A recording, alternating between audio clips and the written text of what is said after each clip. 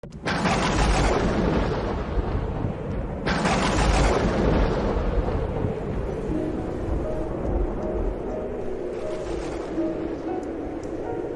Seigneur soit avec vous. Et avec votre esprit. Évangile de Jésus-Christ selon saint Luc. Gloire à toi, Seigneur. En ce temps-là, Jésus entra dans un village. Une femme nommée Marthe le reçut. Elle avait une sœur appelée Marie qui, s'étant assise aux pieds du Seigneur, écoutait sa parole. Quant à Marthe, elle était accaparée par les multiples occupations du service.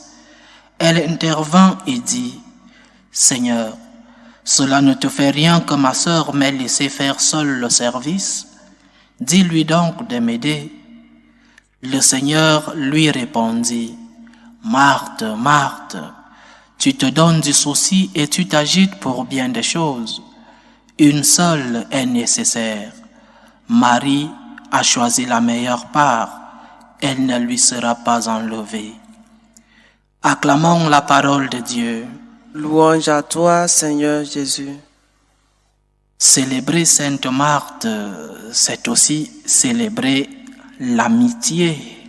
Notre Seigneur avait des amis et il avait dans les maisons de ses amis un lieu où il pouvait se reposer, un lieu où quand il était si fatigué avec la prédication, l'évangélisation, il avait toujours un refuge où il se sentait comme à la maison, où il se sentait comme chez lui. Alors, célébrer Sainte Marthe, c'est aussi célébrer Marie et Lazare, qui sont aussi de cette famille de Béthanie. Célébrer cette famille, c'est célébrer l'amitié. Nous devons être des amis de Jésus. Nous devons être ceux-là qui reçoivent le Seigneur et qui, en le recevant, font du service. Sainte Marthe est une sainte qui, pour beaucoup, n'a pas trop d'importance parce que, à une occasion, l'évangile que nous avons lu aujourd'hui, le Seigneur l'a un peu grondé. Marthe, Marthe, tu te donnes du souci et tu t'agites pour bien des choses. Mais moi particulièrement, j'ai beaucoup de dévotion à Sainte Marthe. Et en plus, je crois qu'elle devait être la patronne des mamans. Ça, c'est une opinion personnelle. Marthe était une femme travailleuse, serviciale, une personne attentive aux détails de la maison, une personne généreuse, une femme préoccupée par les siens et qui ouvrait généreusement ses portes aux autres. Jésus n'était pas seul, Jésus ne marchait jamais seul, il était toujours avec ce groupe de 12, mais aussi avec la foule qui cherchait le miracle, la foule qui l'accompagnait.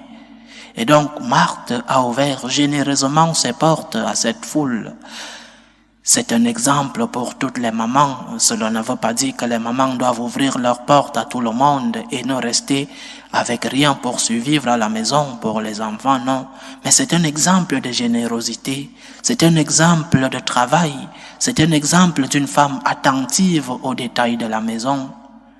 Et le Seigneur dit justement qu'elle s'agite pour bien des choses. Elle veut se mettre au service de son Seigneur.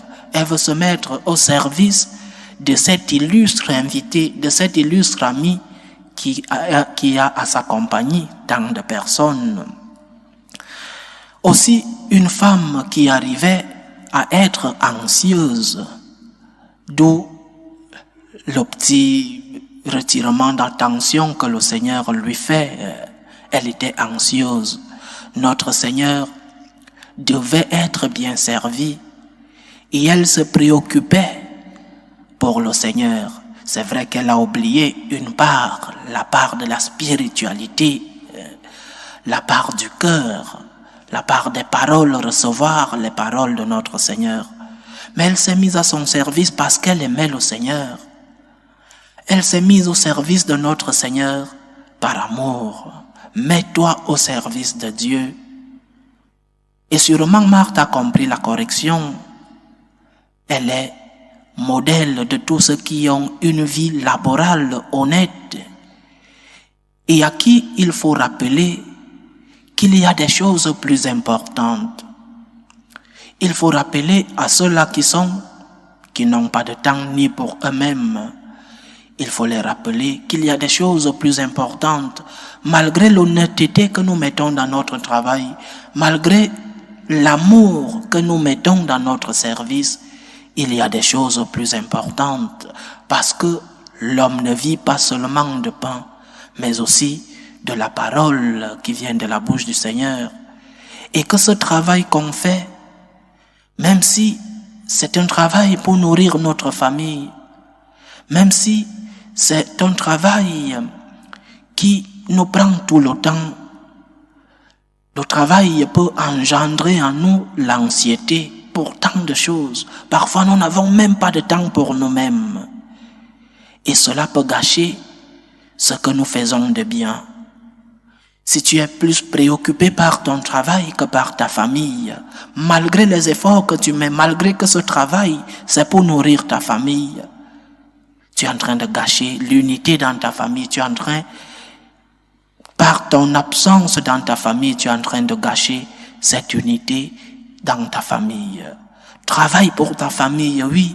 Mets-toi au service de ta famille. Le travail doit aussi être un moyen de sanctification.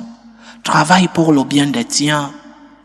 Mais mets Dieu au centre de ton travail. C'est l'enseignement que nous pouvons tirer aujourd'hui de cette mémoire que nous célébrons. Mets Dieu au centre de ton travail. Saint Benoît disait « Ora et labora », simultanéité entre le travail et la prière, simultanéité entre les œuvres et la spiritualité, l'extérieur, ce que nous montrons comme service, et la spiritualité. Prends des pauses pour ton travail.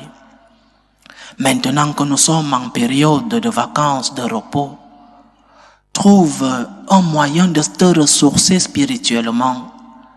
Je crois que des paroisses organisent des exercices spirituels en ces moments de repos.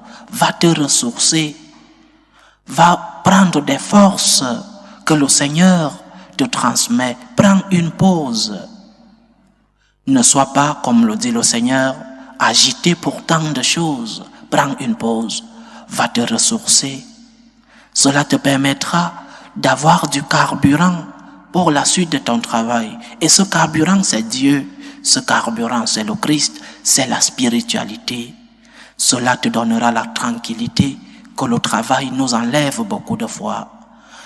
Que le Seigneur nous aide non seulement à pouvoir le recevoir comme ses amis de cette famille de Béthanie, mais qu'il nous aide à faire l'équilibre entre le travail et la relation que nous pouvons avoir avec lui.